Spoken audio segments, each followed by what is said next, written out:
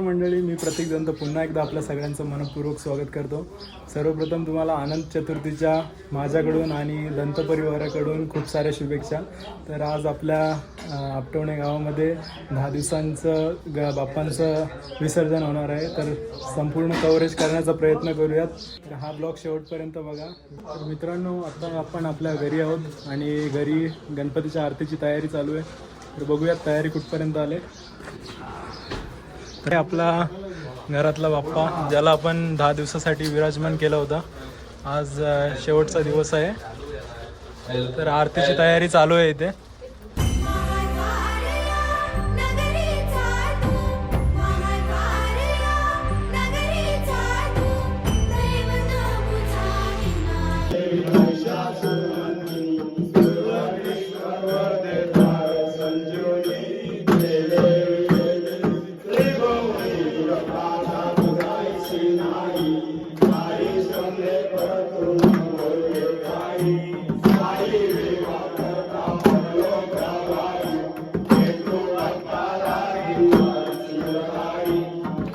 आत्ताच आरती झालेली आहे, नैवेद्य दाखवून घेतलेला आहे।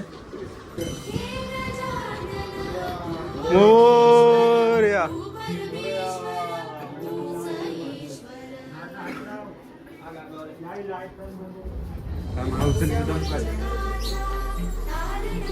आपण मखरातून गणपती बाहेर काढलेले आहेत आणि आता दर्शनासाठी आपण बाप्पा बाहेर काढलेले आहेत। थोड्याच वेळात बाप्पा विसर्जनासाठी आपण नेणार आहोत। तर पहिली गणपती मंदिरामध्ये, कालभैरव मंदिरामध्ये आरती होईल आणि त्याच्यानंतर आपण नदीकडे आपण विसर्जनासाठी नेणार आहोत। तर इथे सगळेजण दर्शनासाठी जमलेत, तर सगळ्यांनी दर्शन घेऊ द्यात। तिथे फोटोशूट चालू आहे आणि त्यानंतर आपण मंदिरात जाणार आहोत कालभैरवाच्या। तिथे एक आरती होईल, नंतर नदीवर एक आरती होईल आणि त्यानंतर आपले बाप्पा विसर्जन होते।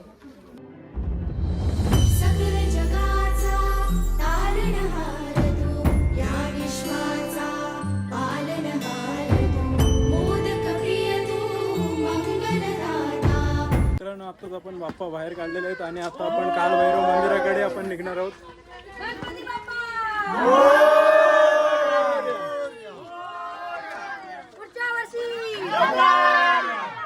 तर हे आहे मित्रांनो आपलं कालभैरवाचं मंदिर। इथे आपली पहिली आरती होते कालभैरवाच्या मंदिरामध्ये।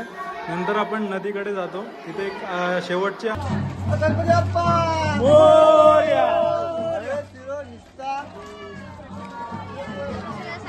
मित्रांनो, आपल्या गावामध्ये 10 दिवसाचे 5 गणपती आहेत टोटल। तर आता आपण नदीवर विसर्जनासाठी चाललोय।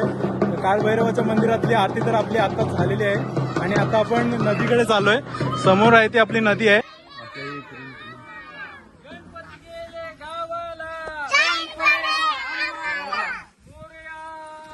मोरया गणपती बाप्पा मोरया, गणपतीचा जय जयकार।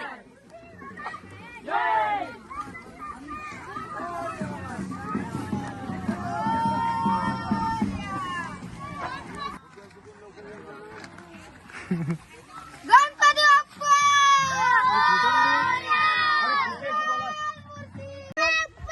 मोरया मोरया, लवकर या। गणपतीचा जय जयकार। आहे ना। आज आनंद चतुर्थी आहे आणि 10 दिवसाचे गणपती बाप्पाचं आपलं विसर्जन होतंय। तर काय सांगाल तुम्ही, कसं वाटतंय तुम्हाला? आम्हाला म्हणजे बरं नाही वाटत आहे। गणपती चालले, जरा मन उदास आहे। असं वाटतं पुढच्या वर्षी कधी येते आणि परत गणपती कधी येणार। आम्ही पुन्हा आतुरता आहे एकदा पुढच्या वर्षी गणपती यायची, आम्हाला ही वाट पाहणार आहे। यावर्षी पण ह्याच थाटामाटात आपण गणपती बाप्पाचं आगमन करूयात। आता आपण नदीवर आहोत, तिथे नदीवर शेवटची आरती होईल आणि गणपती बाप्पा आपण विसर्जन करूयात। मोठ्या उत्साहाने करतो आणि असेच पुढच्या वर्षी पण हसत करत आम्ही करणार आहोत। त्यामुळे लवकरात लवकर गणपती पुढच्या वर्षी लवकर यावे। गणपती बाप्पा मोरया। हरे राम हरे राम राम राम हरे हरे, हरे कृष्ण कृष्ण हरे हरे, हरे राम राम राम हरे हरे, हरे कृष्ण हरे बाप्पा मोरया रे मोरया रे बाप्पा मोरया रे मोरया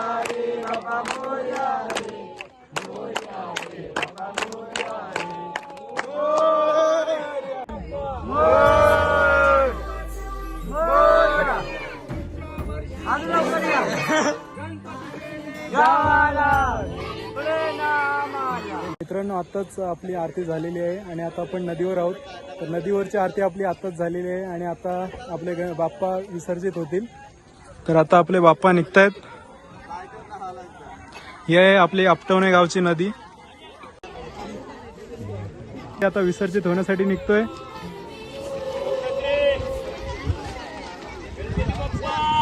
मोरया.